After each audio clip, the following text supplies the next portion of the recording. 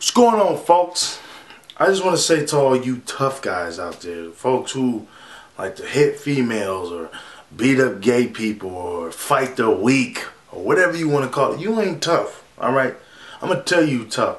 Them UFC fighting people. Them folks is tough. Roy Nelson, this motherfucker got kneed in his head. And this requires 16 to 20 stitches. And he tweets the picture like, oh, I'm fine. Here goes the picture after I headbutt, he headbutt the dude's knee. First of all, I just want to say, Roy, you a bad motherfucker, okay? Because I was doing a lot of ab work today, and my six-pack hurt like a motherfucker, and I'm crying like a female, asking my wife to massage me. Here you go. Your head split from here to here. And you tell me, hey, here's a picture, folks. I guess it do take tough people to be a UFC fighter. I couldn't do it. I couldn't do it at all. I hold my own, but I'm definitely not finna get in the cage with no crazy ass dude with his hands that is registered as a weapon.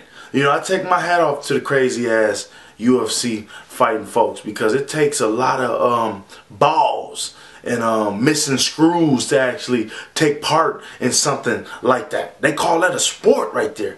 That ain't no sport. Some people love it. Some people like it. I'm one of the guys who are like, yeah, it's okay. I can't even find myself watching it all the time, let alone looking at the pictures that these folks update on Twitter, after they done caught an ass whooping of some sort. I just want to say, man, hey, I take my hat off to you.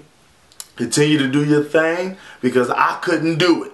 It takes a different type of human being to do something like that. If you folks actually want to see the picture, links in the description box. I couldn't show it because it's graphic. Dude, shit split from like here to here.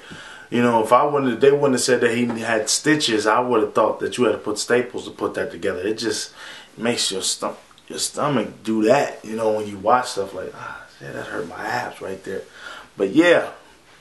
Continue to keep fighting, you UFC fighters. And if you're pursuing UFC, hey, you got a lot of courage, folks.